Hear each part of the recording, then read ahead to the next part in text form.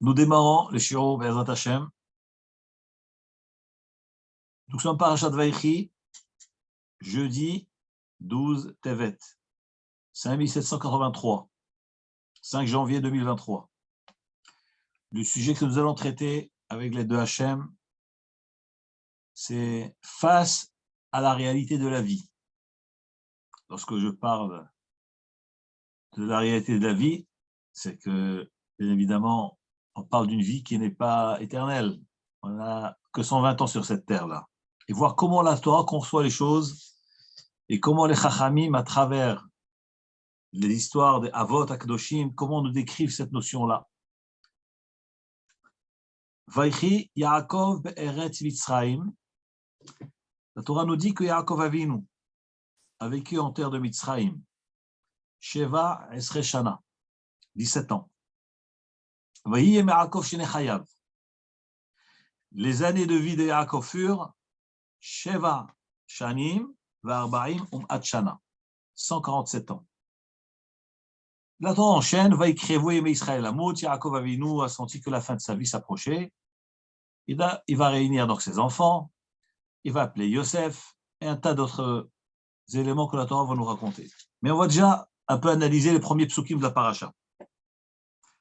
Le Midrash demande, qu'est-ce que ça veut dire qu'Yaakov a vécu à Mitzrayim 17 ans? On a l'impression qu'il n'a vécu que 17 ans. Mais il a vécu 147 ans. Pourquoi la Torah dit Vaïchi Yaakov Sheva Esre Shana? On aurait pu dire il a passé 17 ans de sa vie là-bas. Mais que veut dire vivre 17 ans? C'est quoi cette notion de vivre 17 ans? Et pourquoi le chiffre 17? Le Zohar HaKadosh dit que Yaakov Avinu, lorsqu'il avait envoyé son fils Yosef pour aller rendre visite à ses frères avant la vente, avant qu'il soit vendu par les frères, il était âgé de 17 ans. Comme dit la Torah, Yosef ben Sheva Esre Shana Haya. Il était âgé de 17 ans lorsque son père l'avait envoyé. Et nous disent les Chachamim que Yosef Hatzadik a vécu auprès de son père 17 années pleines. Nous dit le Zohar HaKadosh que chaque fois que Yaakov Avinu regardait Yosef, il voyait à travers lui sa femme bien-aimée qui était Rachel, la mère de Yosef. Car Yosef avait exactement la même image que sa maman Rachel. Et pendant ces 17 années, Yaakov Avinu se consolait en regardant cet enfant qui était Yosef. Il voyait à travers lui l'image de sa femme. Et lorsque Yosef a été vendu et qu'on a fait croire à Yaakov Avinu qu'Yosef était décédé, qu'il était déchiqueté par les bêtes sauvages, Yaakov Avinu ne pouvait pas se consoler, pas seulement parce qu'il pensait avoir perdu un enfant, parce qu'il n'avait plus ce souvenir de sa femme Rachel. Et nous dit les Chachamim, tous ces garçons et ses fils se sont levés, ont été pour le consoler. Et Yaakov Avinu ne se consolait pas. Pourquoi Yaakov ne se consolait pas? On sait très bien qu'au bout d'une année, Bar Minan de deuil, c'est fini. On est consolé, la vie reprend. La veloute dure une année pour un parent, Bar Minan. Yaakov Avinu, pendant toutes ces années, pendant 22 ans que Yosef l'avait quitté, n'était pas consolé. Il pleurait tous les jours. Nous dit le Zohar HaKadosh, c'est pas seulement qu'il pleurait pour Yosef, parce qu'il n'avait plus cette image de Rachel devant ses yeux. Et alors, lorsqu'ici la Torah nous dit que Yaakov a vécu 17 ans en Égypte, pourquoi 17 années? C'était 17 ans correspondant aux 17 années que Yaakov Avinu avait perdues. Les 17 années qu'il avait passées avec son fils Yosef et qu'il avait ce tsar terrible, pas seulement de perdre un enfant, mais aussi le souvenir de sa femme qui avait disparu. Il n'avait pas de quoi se consoler. Hakadosh Baruch Hu lui a remboursé ses 17 années. Comment il lui a remboursé? C'est en l'installant en Mitzrayim et en ayant la possibilité de vivre auprès de Yosef, qui était roi d'Égypte. Yaakov ne manquait de rien. Et donc pendant ces 17 années, c'était la compensation du manque des 17 années qu'il avait perdues. Et c'est ce que nous dit le Pasuk. Vaïchi Yaakov be'eret Mitzrayim. Yaakov a vécu en Égypte, Sheva Esre Shana, 17 années. C'est-à-dire que ces 17 années, le chiffre 17, il correspond à l'âge de 17 de Yosef. Et qui dit l'âge 17, c'est-à-dire que Yosef avait vécu 17 ans auprès de son père. Et là, Yaakov a retrouvé ces 17 années.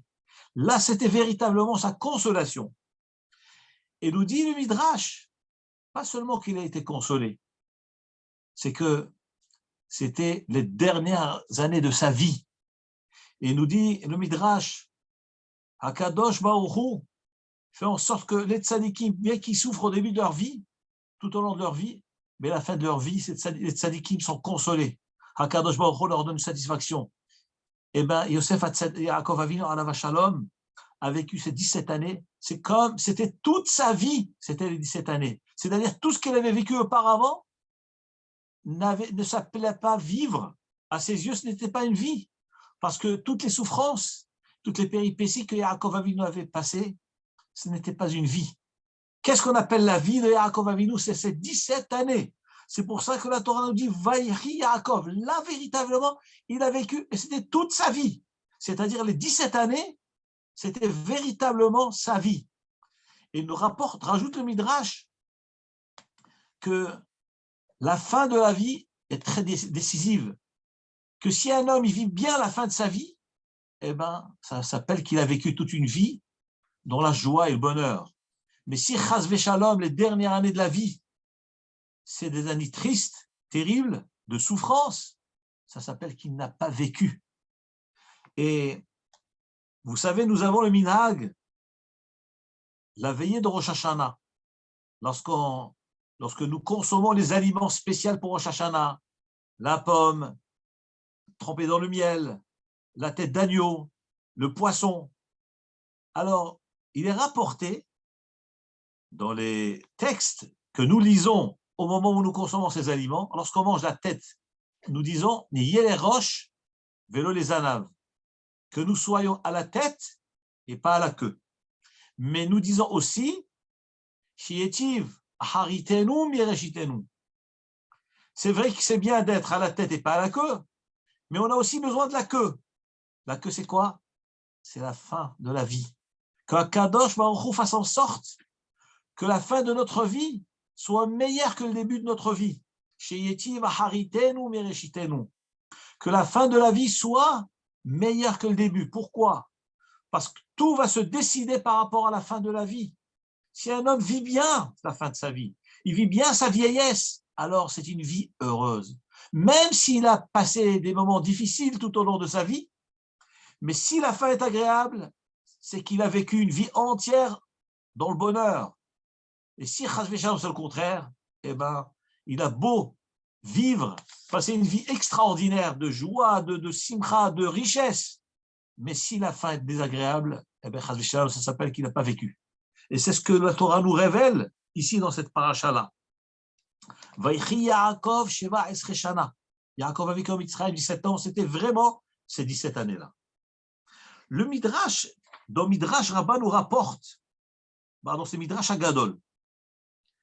Il dit, lorsque la Torah nous parle que Yaakov Avinu a vécu 17 ans, et tout de suite après, on enchaîne qu'il allait Vaikrevu Israël Amout.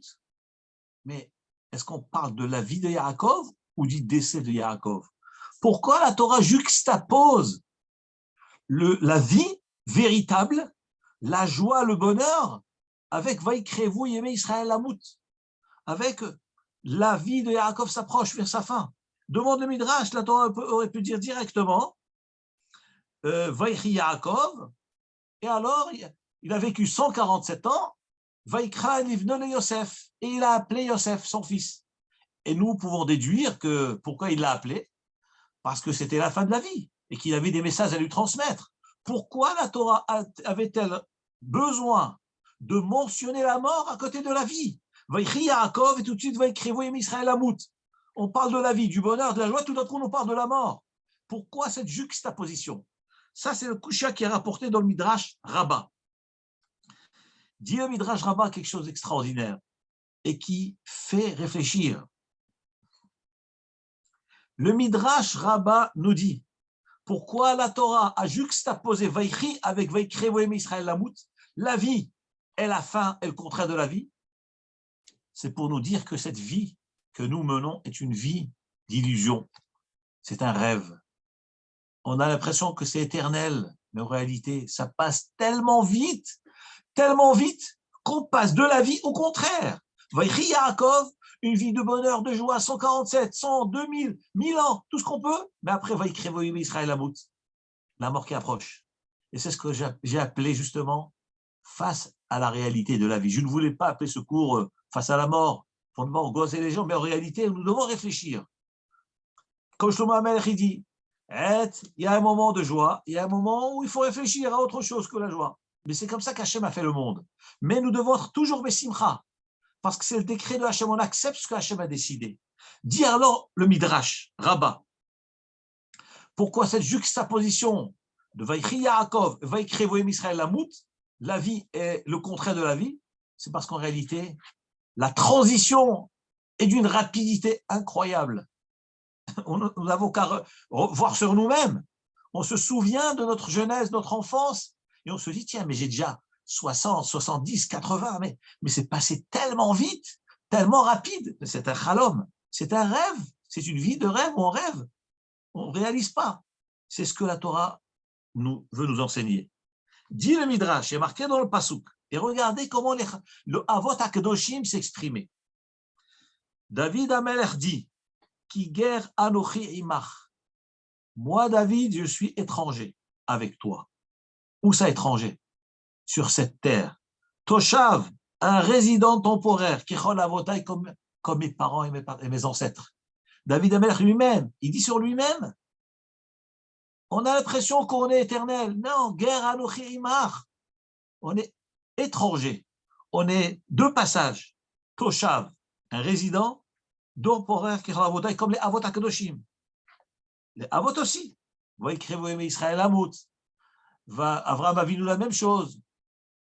David HaMelech, on voit que tous les Avot HaKadoshim, donc la Torah nous montre que la vie, elle passe très très vite. Et chaque fois, la Torah dit Vaïkri Voyem, les jours se sont approchés, la fin approche. Mais évidemment, pas pour Chas v'Shalom s'angoisser, ni quoi que ce soit, pas du tout. C'est Chesbon HaNefesh. Voir cette réalité en face, être face à la vérité. À quoi bon de cacher les réalités? Si on peut en tirer profit en reconnaissant la vérité et tirer les conclusions qu'il faut tirer. Un autre pasuk que David HaMelech dit, Ki gerim anachnu lefanecha. Nous sommes étrangers devant toi. Vetoshavim et résidents kechol avotenu, comme tous nos ancêtres.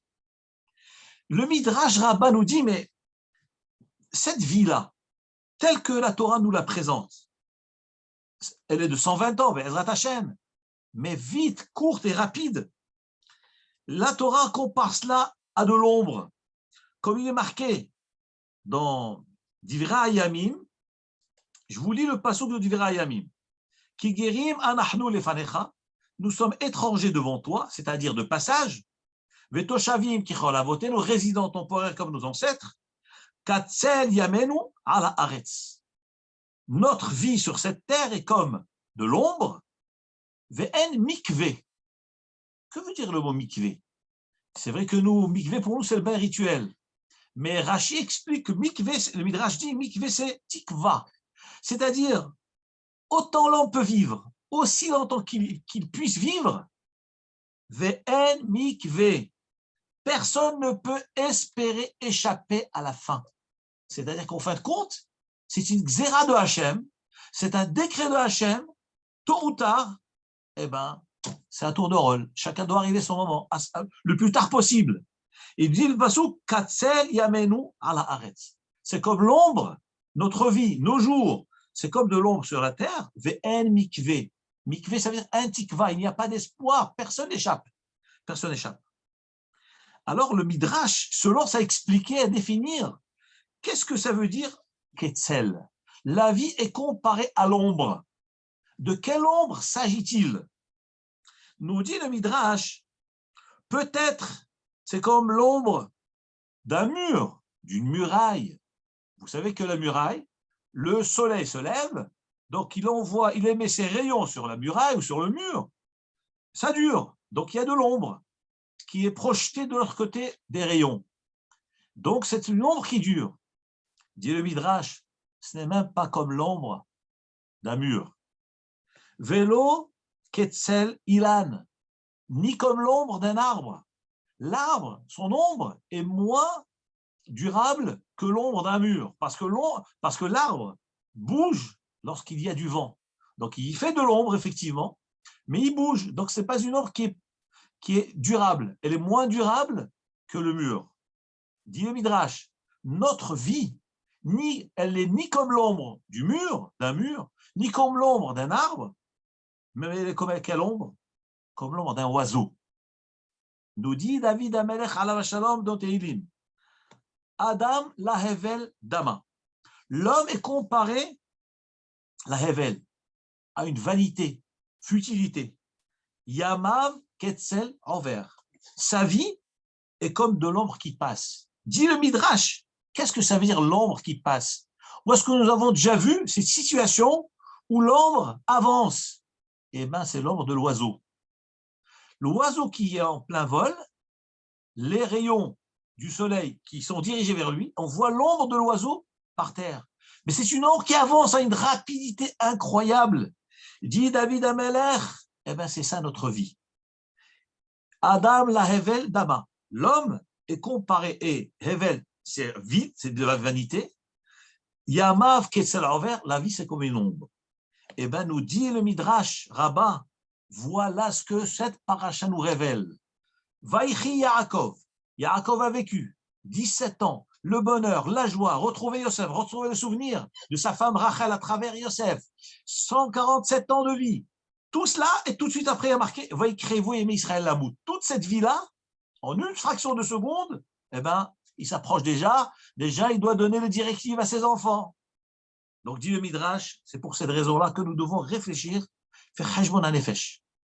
Chas Shalom, de plonger dans la tristesse, pas du tout. Mais il faut être réel, vivre dans la réalité de la vie. Les gens qui veulent cacher les choses, ben, ils ne trouvent pas de solution à leurs problèmes. Le Msilat Yesharim, Rabbi Moshe Chaim Lutzato, dans sa préface du livre Mesilat Yesharim, il écrit, il pose un problème. On a deux malades. Un malade qui connaît sa maladie, Barmina, que Dieu en préserve, et un malade qui ne connaît pas sa maladie. Qu'est-ce que l'homme aurait préféré? Quelle est la meilleure situation pour l'homme? Évidemment, l'idéal pour l'homme, c'est de ne pas être malade. Mais s'il a le choix entre deux maladies, connaître la maladie ou ne pas la connaître, être au courant de la maladie ou ne pas être au courant d'être malade, qu'est-ce qu'il faut préférer? Dit Sharim, vaut bien être malade qui connaît sa maladie qu'un malade qui ne connaît pas sa maladie. Pourquoi? Et il dit Sharim, parce que le malade qui ne connaît pas sa maladie, il finira par mourir, succomber à sa maladie. Et même s'il y a un remède à sa maladie, il ne se sentira pas concerné par ce remède. Par contre, Chas Shalom, celui qui est malade, que Dieu en préserve, mais il connaît sa maladie, il connaît son problème. C'est vrai que c'est attristant, c'est triste, mais il a un espoir de s'échapper, d'échapper à sa maladie. Comment? S'il y a un remède, eh ben, il pourra sauver sa vie. Donc on voit de là que des fois, vaut mieux connaître la vérité, la réalité de la vie, que de l'ignorer. Parce que lorsqu'on connaît la réalité, on prend ses dispositions. On réfléchit autrement. On avance dans Avodat Hashem autrement. On réagit autrement à l'égard des autres, de nos proches, de nos familles. On réfléchit, on a d'autres façons de réfléchir. Et la Gemara nous dit, Veshuv yom echad lifnei mitatach. La Gemara elle dit, et la Pasuk dit, reviens un jour avant ton départ, avant son départ de 120 ans. La Gemara demande, mais est-ce qu'un homme connaît le jour de son départ. Qu'est-ce que ça veut dire? Fais tchouva un jour de ton départ, avant ton départ. Mais personne ne connaît le jour de son départ. Nous dit la Gemara, puisque tu ne connais pas le jour du départ, donc tu vas craindre que peut-être c'est demain, peut-être c'est après-demain.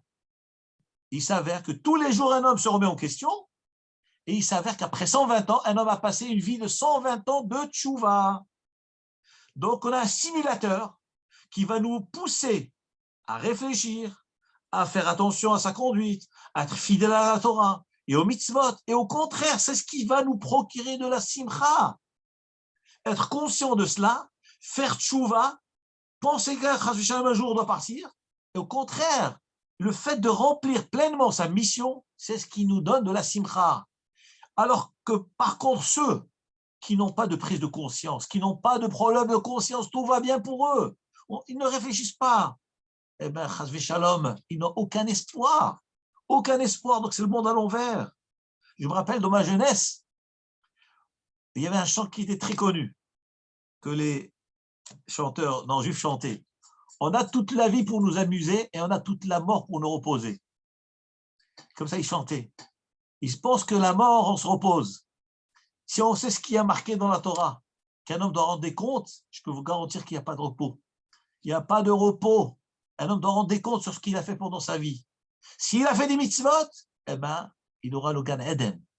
Il sera reposé. C'est le plaisir profond de l'âme, de la Neshama. Profiter de la Shrina. Mais c'est pour ça que nous avons besoin d'être face à la réalité, voir cette vérité, ne pas l'esquiver et ne pas dire « Tiens, mais ça m'angoisse, je ne veux pas en parler ». Pas du tout, pas du tout. Au contraire, c'est un simulateur. Ça va nous pousser à se renforcer dans Avodat Hashem et dans le mitzvot. Voilà pourquoi la Torah nous dit « Vaïchi Yaakov, vaïkrevu Israël Lamout ». La vie est le contraire de la vie dans le même pasouk, presque, deux psoukim collés. C'est pour qu'un homme prenne conscience que c'est un passage et qui est rapide et que nous devons profiter de chaque instant de la vie pour pouvoir préparer son Olam Haba. La Gemara dans Masechet Sanhedrin nous raconte une parabole. Elle dit qu'un jour, un renard passait à côté d'un vignoble. Il a vu que dans ce vignoble, qui était bien barricadé par des hauts murs, il voit des grappes magnifiques, des grappes de raisin extraordinaires, comme il ne l'avait jamais vu auparavant. Il s'est dit, mais j'ai envie de manger ces grappes-là. Et ce fameux renard qu'on appelle le renard rusé, avec ce qu'il pense, il pensait être rusé intelligent, il s'est dit, moi, je voudrais aller dans ce vignoble. Qu'est-ce qu'il fait? Nous dit la Gemara. Il se met à creuser en dessous du mur, de ce mur qui est haut, il se met à creuser. Il gratte, il creuse, et il fait un trou. Il fait un trou dans le mur. Il dit, là, je suis presque arrivé. Mais le problème, c'est que je suis un peu gros. Je ne pourrai pas rentrer. Qu'est-ce qu'il décide? Il dit, la seule solution, je vais jeûner 3 jours. Je vais maigrir et je vais pouvoir m'introduire facilement à travers ce trou dans ce vignoble. Nous dit la Gemara Kedosha, ce renard, après 3 jours de jeûne, il maigrit et il arrive à s'introduire difficilement à travers ce trou-là. Et il se retrouve face à ces vignes extraordinaires, à ces belles grappes de raisin. Et il se met à manger. Nos Chachamim nous disent, après avoir bien mangé, et après avoir bien grossi, il dit maintenant il faut vite s'échapper avant que le gardien du verger, du vignoble ne m'attrape. Alors, il essaye de ressortir, il n'arrive pas à ressortir par le trou. Il se dit, mais qu'est-ce que j'ai fait? Alors, la seule solution qui lui restait, c'était de rejeûner 3 jours pour pouvoir ressortir par le trou. Et après 3 jours de jeûne, de souffrance, il a pu difficilement sortir, s'échapper et dire « Heureusement que le gardien ne m'a pas saisi ». Nous dit la Gemara. On rit lorsqu'on entend cette histoire de renard qui se prend pour un malin. Mais c'est la vie de tout un chacun. Chacun se croit malin. Chacun se croit intelligent. Il veut des ruses. Comment faire pour voler? Comment détourner la Torah? Comment contourner les mitzvot? Par ceci, par cela, discrètement, d'une manière permise, on va demander des questions jusqu'à ce qu'on trouve quelqu'un qui permette. Mais au fond, il sait lui-même, sa conscience lui dit que ça s'ouvre. Hachem ne veut pas de ça. Hachem ne veut pas de ces affaires-là, de cette conduite-là. Mais non, mais on peut s'arranger, on va s'arranger. Mais ça va te coûter cher. Tu fais comme le renard. Tu te retiens, tu vas jeûner 3 jours. Tu fais des efforts, des efforts. Mais pourquoi tous ces efforts? Tu ramasses dans ce monde. Tu ramasses sur le dos du Shabbat. Tu travailles le Shabbat. Tu ramasses sur le dos du vol. Tu voles tes frères. Tu voles les autres. Mais pourquoi tout ça? Mais tu seras obligé de tout repayer. C'est comme le renard. Il jeûne, il s'efforce. Pour rentrer, mais une fois que tu es dedans, tu ne peux plus ressortir. Il faut tout rembourser. Tu dois rejeûner pour ressortir. Et l'homme paye à la fin. Chas v'shalom. Et ça, c'est ça le cheshbon hanefesh. C'est ça le cheshbon hanefesh. Et qu'est-ce qu'il devait faire, le renard? Ce qu'il aurait dû faire. Ça, une fois, j'avais donné une dracha il y a une 20aine d'années à Paris. Et Rav Katz, le Rosh Yeshiva de Pavé, était présent. Et après la dracha, Rav Katz, il vient chez moi, il me dit, mais quelle est la solution de ce renard? Quel conseil aurait dû lui donner? Je dis, je ne sais pas. Moi, je lui conseille qu'il ne rentre pas dedans. Il dit, mais il y a des bonnes choses à gagner. Il me dit, Rav Katz, Shlita. Il dit, c'est ce qu'il fallait faire. Il fallait que ce renard cueille des grappes et les jeter par-dessus les murailles. Et ressortir et récupérer. Alors je dis, qu'est-ce que ça veut dire? Ça veut dire que dans ce monde-là, il faut être rusé, pas pour voler, il faut être rusé pour attraper les mitzvot. Attraper, gagner. Et c'est vrai que lorsque je fais une mitzvah, je ne jouis pas tout de suite de la mitzvah, puisque ça me demande des efforts, il y a une contrainte, ça me demande une retenue. De ne pas voler, je dois me retenir. Pas regarder des choses pas bien, des choses pas de sniout. Ça me demande des efforts, alors que moi j'ai envie de regarder, j'ai envie de profiter. Eh bien non, je me retiens, ça non, assourd. Mais en réalité, ce n'est pas perdu.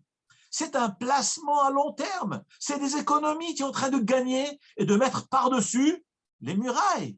Mais après, quand tu vas sortir de ce vignoble qui est ce monde, de rien d'autre que ce monde-ci, eh bien, tu vas retrouver tous tes efforts. Tu vas gagner tout ce que tu as économisé dans ta vie. Ne sois pas affolé, empressé à manger maintenant, profiter, jouir de ce monde maintenant. Ça, c'est l'erreur du monde. Le Olam Hazé, il nous attire parce que c'est le profit immédiat, le plaisir immédiat. Eh bien non, dans la Torah, ce n'est pas ça. Le plaisir immédiat, eh bien, tu vas grossir. Eh bien, il faut jeûner 3 jours pour ressortir à travers le trou. Sinon, tu te fais attraper, tu te fais tabasser. Le Olam Hazé, il est comme ça. L'homme ne peut pas rester impuni. On fait des crimes, on ne peut pas rester impuni. C'est un monde de justice. Olam Chesed, Olam al Tzedek. Comme la Mishnah dit dans Pirkei Avot, le monde tient sur 3 choses. Ala din, ala emet, ala shalom. Le monde tient sur le din, pour la justice, le emet, la vérité, et le shalom. C'est 3 piliers. Et donc, le monde ne peut pas vivre sans justice. Et c'est un chidouche extraordinaire, et ça nous fait réfléchir. Donc, lorsqu'on parle de notion de mort, de cette fin de vie, en réalité, c'est pour nous encourager, nous stimuler dans Avodat Hashem, dans les mitzvot. Et ça nous donne de la simcha. Ça nous donne de la simcha. Regardez les tzadikim, les talmidei chachamim, plus ils vieillissent, plus ils sont dans un extase extraordinaire, un attachement, un amour de Hashem, une joie extraordinaire. Quand on voit des vidéos du rabbi, de Lubavitch Alasham, quand il chante dans les Fabrengen, mais quel simcha il avait, et pourtant il est vieux, il sait que les années avancent et qu'il faut bientôt partir. Alors que dans le monde, c'est le contraire. Plus on vieillit, plus on tombe dans la dépression parce qu'on a peur de mourir. Disons les choses réellement. La vraie vérité, on a peur de mourir. Donc on est angoissé, les déprimes, les dépressions. Pourquoi? Parce qu'on n'a pas structuré sa vie. Alors que si nous savons que la vraie vie, c'est Olam Haba, c'est le monde à venir, c'est la Shlemut, Gan Eden, alors au contraire, les tzadikim, plus ils vieillissent, plus ils sont besimcha, plus ils sont attachés avec Hachem. Ça, c'est extraordinaire. Et ça nous donne la simcha. Nous, là, c'est vrai que la mort, c'est quelque chose de triste parce que c'est physique, mais on sait qu'au fond, on n'est que de passage et que la vraie vie, c'est l'au-delà. Là, je vais vous raconter une histoire extraordinaire et je vais vraiment mettre l'accent sur cette histoire, même la lire dans les mots, parce qu'elle est unique. Unique. Le Or HaChaim Akadosh pose une kushia, pose une question. Le pasuk dit Vaikrevu Yemei Israël Lamut. La vie, les jours d'Israël, de Yaakov Avinu, sont approchés vers la mort, vers la fin. Demande le Or HaChaim Akadosh. Le Or HaChaim Akadosh demande, mais comment Yaakov Avinu a su que c'est la fin de sa vie qui s'approchait? Comment il a su? Vous allez me dire, mais c'est très simple. Et je vais vous dire ce que vous allez me dire, ce que vous pensez maintenant. Vous allez me dire comme ce que le Ramban dit. Rabbeinu Moshe Bar Nachman dit, c'est très simple. Comment il a su que la fin de sa vie est arrivée? C'est parce que Afsu Kochotav, lorsqu'un homme il voit qu'il faiblit physiquement, ben ça veut dire que c'est la fin. C'est comme ça dit le Ramban. Dit le Rahaim Akadosh, mais ces mots, je ne les comprends pas. Comment peut-on dire que la faiblesse physique détermine la fin de la vie d'un homme? Mais nous savons très bien combien de gens ont des moments de faiblesse, étaient très malades et se sont relevés et ont retrouvé leur force. Des gens âgés. Donc, en aucun cas, nous pouvons dire avec certitude que c'est exclusivement la faiblesse physique qui détermine l'approche de la fin de la vie. Alors, que nous propose le Rahaim Akadosh? Regardez ce qu'il dit le Rahaim Akadosh. Là, nous allons être projetés dans un autre monde, un univers du Zohar Akadosh, d'autres valeurs, d'autres dimensions. Dit le Rahaim Akadosh, eh bien, il y a une autre notion. C'est ce qu'on appelle Tzel à Adam, l'ombre de l'homme. Qu'est-ce que c'est l'ombre de l'homme? Hakadosh Baruch Hu, lorsqu'il a créé l'homme, il a créé une loi qui fait que cet homme-là émet de l'ombre. Lorsqu'il y a une lumière qui est dirigée vers lui, eh bien, le sens, le deuxième côté de cet homme émet de l'ombre. Il y a l'ombre, il y a la pénombre, mais on va parler de l'ombre, on ne va pas rentrer dans les détails. L'ombre, celle. Et nous dit le Zohar Akadosh, comme dit le Rahaim Akadosh, tant que cet homme voit son ombre, c'est qu'il vit, et qu'il va vivre, et qu'il est vivant. Mais si l'ombre disparaît, c'est que cet homme-là, dans les 30 jours qui suivent, il ne sera plus de ce monde.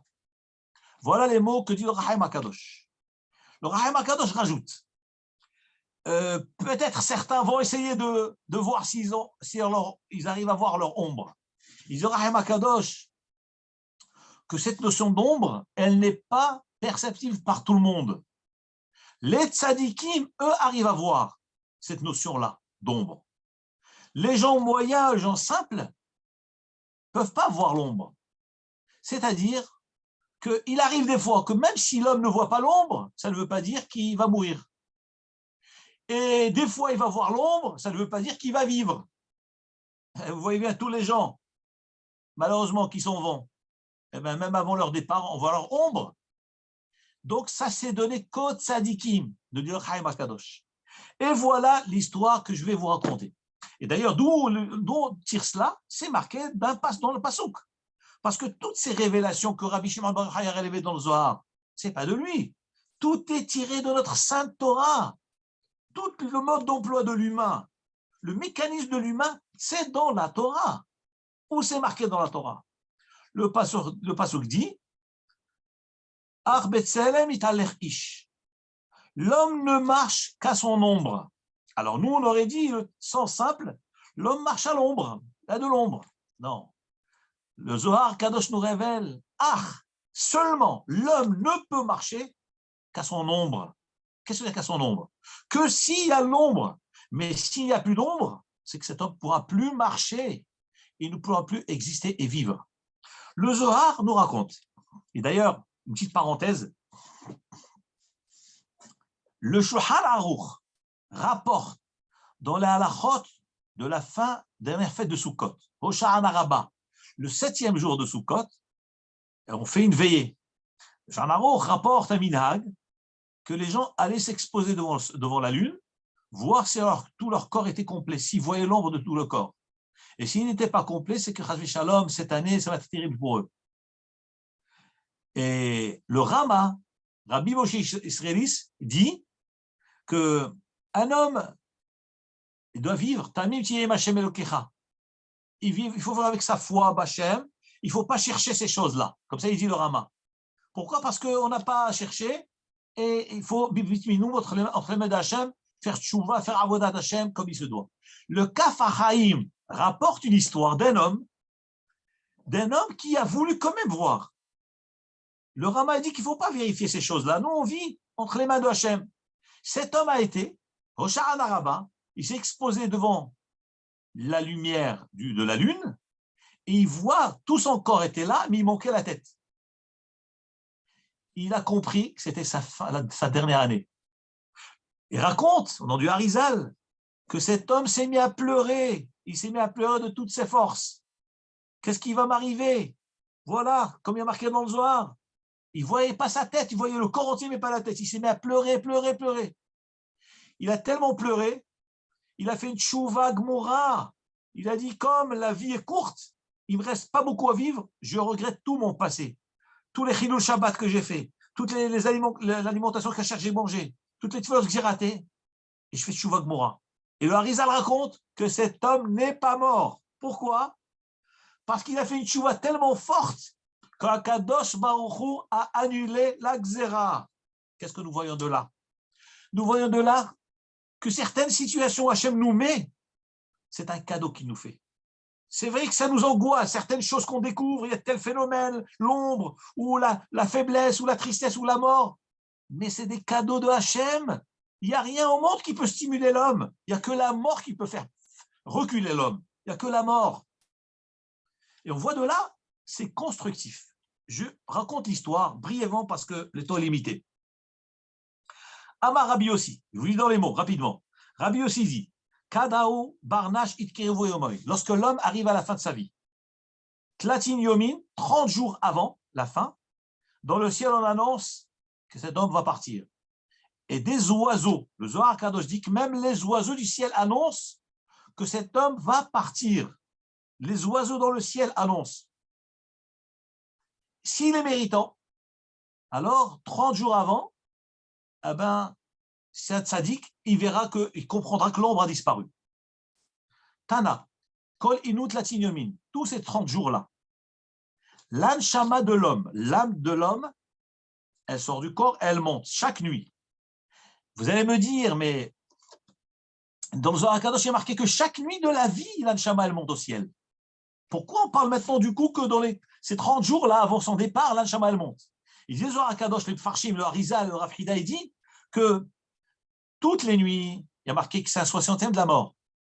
L'âme, elle monte, elle raconte tout ce qu'elle a fait dans la journée. Si elle a fait du bien, elle est notée pour le bien. Elle a fait du mal, elle est notée pour le mal. Elle a une humiliation terrible. Et elle redescend le lendemain matin par la bonté de Hachem, par chesed, parce qu'Hachem a pitié de lui. Et c'est pour ça que nous disons Moderni les Fanecha. Je te remercie, Hachem. Mais dans ces 30 jours-là, où c'est la fin, l'Anshama, elle monte beaucoup plus. C'est-à-dire que c'est encore plus conséquent. Et elle voit, dit le Zohar à Kadosh, ces 30 jours-là, avant son départ, elle monte, elle voit sa place. Exactement où est-ce qu'elle va être installée dans 30 jours. C'est un nouveau locataire. Il va venir s'installer là-bas. On lui dit, on lui montre, voilà où tu vas être. Et cet homme-là, lorsqu'il vient, il se réveille le lendemain matin, il ne sait pas ce qui se passe. Il ne se rappelle de rien du tout, même pendant ces 30 jours-là. Et sa neshama, elle ne se rappelle de rien pendant tous ces 30 jours-là. Comme il est marqué, En Adam Shalit Baruach, Liklot Aruach. L'homme ne peut pas maîtriser son âme et son souffle pour la diriger. Donc elle vient dans son corps, elle revient, et il ne sait pas ce qui s'est passé. Il ne sait pas qu'il reste encore 30 jours. Mais l'Anshama, elle accumule. Chaque soir, elle remonte. Et il dit Rabbi Yehuda, pendant ces 30 jours, l'ombre disparaît. Et voilà l'histoire. Rabbi Yitzhak était assis à la porte d'entrée de Rabbi Yehuda. Il était tout triste. Alors Rabbi Yehuda sort de chez lui. il voit Rabbi Yitzhak. Il lui dit, mais qu'est-ce que tu as, Rabbi Yitzhak? Qu'est-ce qui se passe? Qu'est-ce qu'il y a de différent aujourd'hui de tous les jours de l'année, de toute la vie que je t'ai connue? Tu étais toujours Bessimcha, toujours joyeux, tout d'un coup je te vois, tristouné, devant ma porte. Mais qu'est-ce qui se passe? Alors Rabbi Yitzhak lui dit, écoute mon ami Rabbi Yehuda, je suis venu te demander 3 faveurs. La première, chaque fois que tu vas dire des livrets Torah et que tes livrets Torah rappellent des paroles que tu as entendues de moi, dis que tu as entendu aussi de moi telle et telle parole. Les Chachamim m'expliquent, c'est quoi cette notion-là? Ça, c'est des notions que lorsqu'on apprend de quelqu'un, il faut dire ses paroles. Et lorsqu'il n'est pas de ce monde, il a tellement satisfaction qu'on parle de lui dans ce monde que les lèvres, elles bougent dans la tombe. Et les Chachamim m'expliquent ça, quand les lèvres, elles bougent dans la tombe. Mais l'homme, il est niftar. Sa neshama, elle a un plaisir extraordinaire qu'on le mentionne dans la vie. Et ça nous arrive plusieurs fois dans les shiurim, comme ça du jeudi soir. On parle de certains niftarim, mais ce n'est pas par hasard. Ils ont ils ont une satisfaction, un plaisir extraordinaire. C'est inimaginable, c'est le Zohar qui le dit. Et donc Rabbi Yitzhak, il dit à Rabbi Yehuda, je te demande 3 faveurs. Première faveur, chaque fois que tu diras une parole de Torah et qui te rappelle des paroles que tu as entendues de moi, alors tu diras, j'ai entendu au nom de Rabbi Yehuda, de Rabbi Yitzhak. Deuxième faveur, j'ai laissé un enfant qui s'appelle Yosef. Je n'ai pas eu le temps de lui enseigner la Torah. Je t'en supplie, peux-tu lui enseigner la Torah? Troisième faveur, pendant les 7 jours après le décès, après mon départ, tu prieras sur ma tombe. Et le Harizal explique, c'est pourquoi tu prieras sur ma tombe? Qu'on soit indulgent avec moi dans le jugement céleste. Rabbi Yehuda, il entend ça. Il dit, mais qu'est-ce que tu racontes, Rabbi Yitzhak? Mais qu'est-ce que tu es en train de me dire là? Qu'est-ce qui t'arrive? Mais quoi, tu sens que tu vas partir? Il lui dit, oui, effectivement. Amarle Hanishmati Istalkat Mini Becholelia. Il dit, pourquoi je viens te voir? Parce que là, maintenant, ma neshama, elle monte chaque soir. Et comme je vous ai dit au début du cours, il dit, Rahaim Akadosh, il n'y a que les tzadikim qui arrivent à sentir cette chose-là. Et alors, il lui dit, voilà, je viens te voir parce que je sais. Ma neshama, elle monte chaque soir, et je sais que c'est fini, il reste 30 jours. Et l'ombre a disparu. Et donc, je ne vois plus de rêve, je ne vois plus rien le soir, donc je me prépare, il reste 30 jours. Et il lui dit, par-dessus le marché, j'ai encore un autre indice, c'est que lorsque moi, je fais la tfila, la amida, et j'arrive à Shema Kolenu, je dis, Ba'orata Hashem Shomea Tefila, regardez, c'est incroyable ce qu'il lui dit. Il dit, quand je suis dans ma amida, et j'arrive à Ba'orata Hashem Shomea Tefila, Hashem qui écoute la prière, je regarde le mur, je ne vois pas mon ombre sur le mur. Donc, je vois que mon ombre a disparu et qu'il me reste 30 jours à vivre. Et le Harizal, il dit sur le commentaire du Zohar, dans Derech Emet, son pirouge Derech Emet, il dit que d'où on sait cela, c'est ce qui a marqué dans Hizkiya au Melech Yehuda. Le roi Hizkiya, le Navi Yeshaya est venu le voir, lui a dit, Arrête Tamet, tu vas mourir.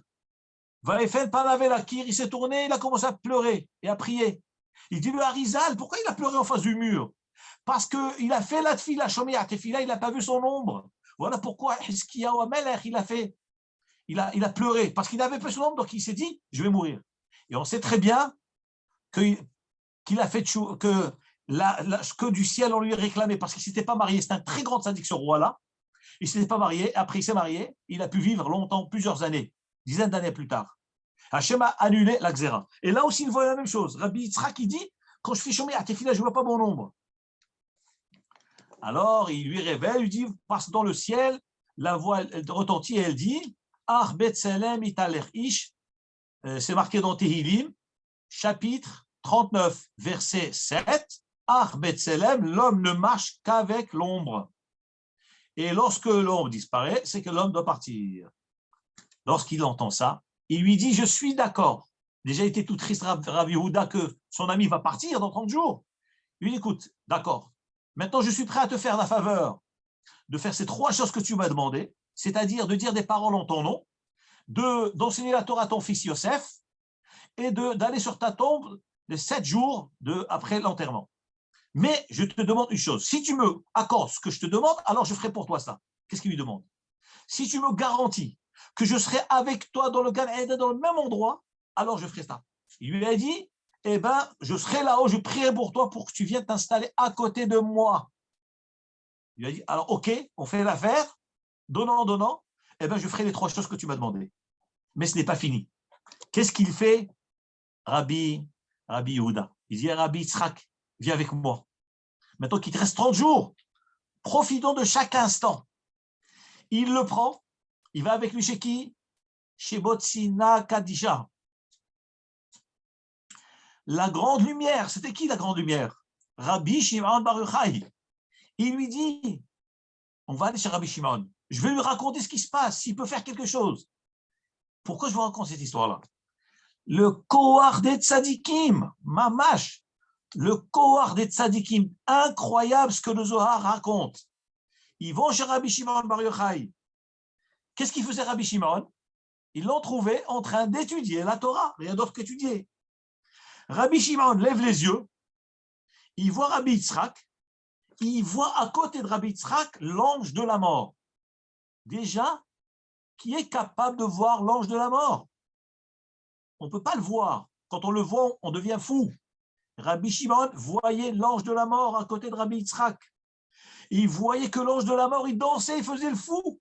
Il était excité d'arracher l'anshama de Rabbi Yitzhak. Et alors, Rabbi Shimon, il arrête sa Gemara, il se lève, il attrape Rabbi Yitzhak par la main et il dit, regardez la force d'un tzaddik. Il saisit Rabbi Yitzhak dans la main et il dit, Rabbi Shimon dit, j'ouvre les guillemets, celui qui a l'habitude d'entrer dans ma maison, il a le droit de rentrer.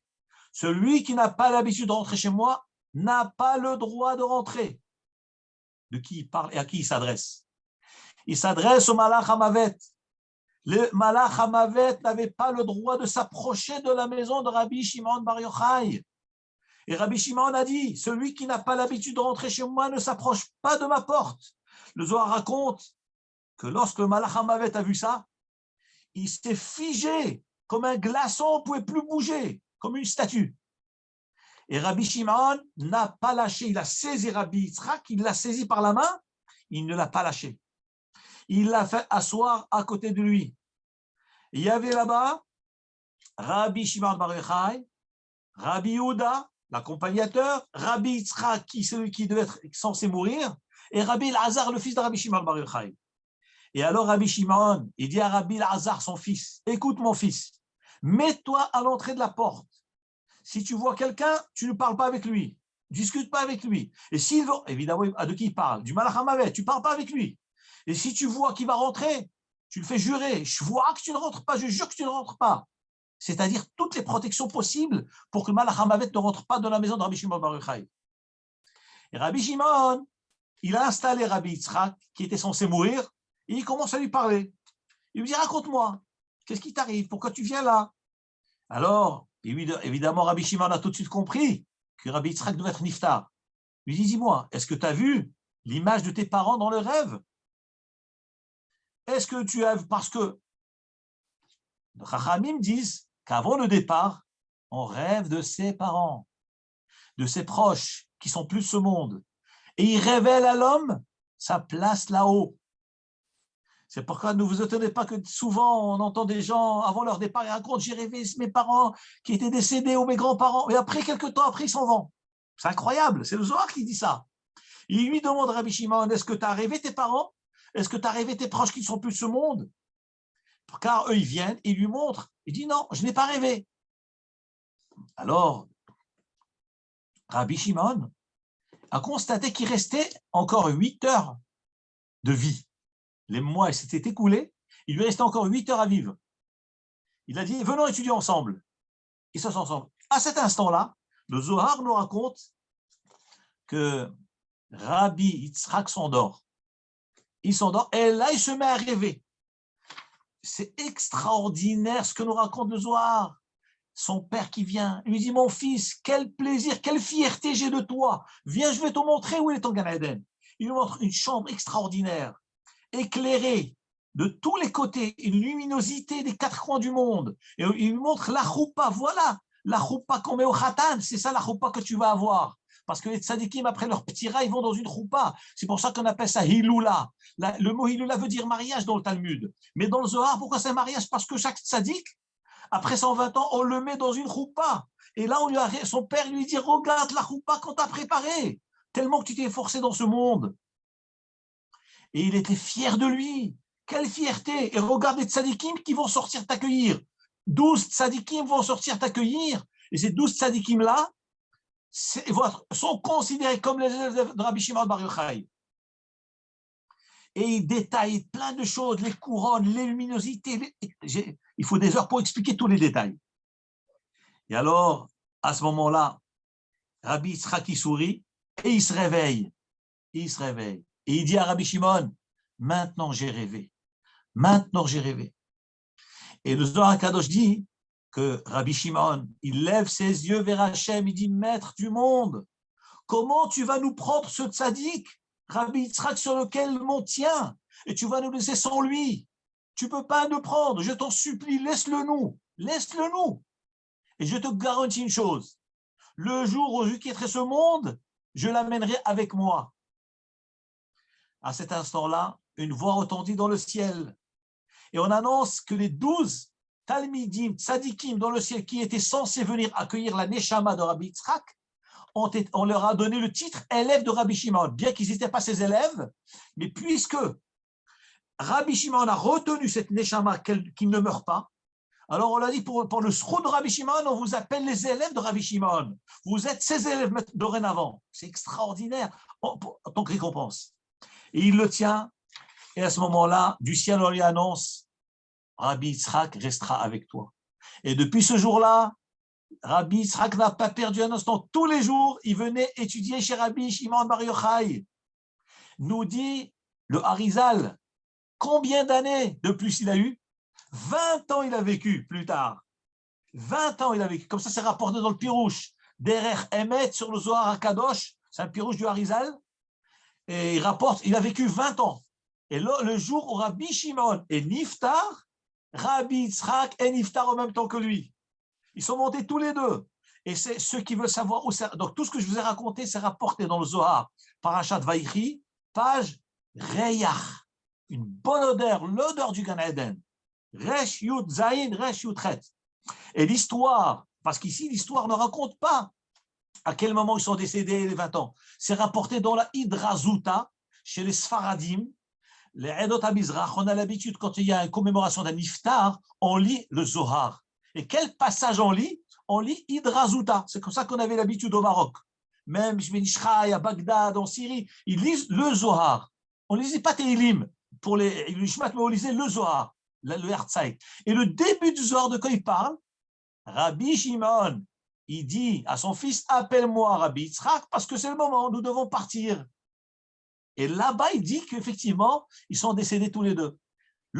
J'étais il y a quelques années à Méron, sur le kever d'Rabbi Shimon, je rentre dans le kever, à l'entrée, je découvre à droite, avant le kever de Rabbi Shimon, à droite, il y avait un autre kever. Et sur l'entrée de ce kever, il y a marqué le kever de Rabbi Yitzhak. Et c'est marqué dessus, la Hiloula, Lag Baomer. J'ai compris tout de suite. Le jour où Rabbi Shimon Bar Yochai Niftar, qui est Lag Baomer, c'est le jour où Rabbi Yitzhak est aussi Niftar. Donc le jour de Rabbi Shimon, c'est le jour de Rabbi Yitzhak. Et le même jour de celui qui n'a pas lu cette histoire, il ne va pas comprendre pourquoi c'est marqué sur le kever de Rabbi Yitzhak, qui est enterré à côté de Rabbi Shimon, Lag Baomer. Mais c'est parce qu'ils sont Niftar les deux en même temps. On voit de là le corps des tzadikim, Avodat Hashem, l'amour des tzadikim, l'amour de la Torah. Pas voir, c'est vrai que la mort, ça nous fait peur. C'est une réalité, c'est un fait, c'est une xéra, mais c'est un simulateur. Et la mort, en réalité, c'est un passage. On part de là au Gan Eden, 120 ans, Arichot Yamim. Et après ça, il y a ce qu'on appelle la matria. Le monde de la résurrection, ce sera un monde physique, un corps physique qui va se relever. Mais ce n'est pas le cours d'aujourd'hui. Quand Hachem nous donne Arichot Yamim, une longue vie, Shnot Chaim, dans le bonheur, dans la joie, et qu'on puisse vraiment atteindre l'objectif Be'ezrat Hashem. Baruch Adonai l'Olam, Amen ve Amen. Vous avez encore quelques minutes si vous avez des questions, avec plaisir.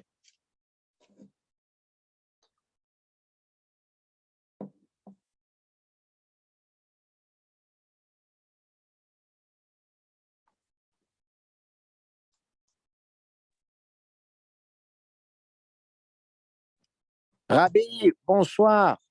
Erev Tov, Monsieur Gaon, très plaisir de vous voir, vraiment. C'est réciproque. Rabbi, ce n'est pas une question, c'est simplement, vous savez, quand on parle de la mort, il y a très peu de questions parce que c'est l'inconnu total. Donc, c'est clair que votre cours aujourd'hui est beaucoup plus métaphysique et donc, il y a une élévation spirituelle extraordinaire. Donc, je voulais juste vous dire, s'il y a ce silence, s'il y a une grande réflexion. Et c'est la réflexion de ce au-delà qui est toujours pour nous une interrogation. En tout cas, merci. Faites attention à vous. Un bon début et à très bientôt, Rabbi. Merci. Be'ezrat À Hashem, bientôt. Monsieur Gaon. Chazak. Grande Hatzlacha.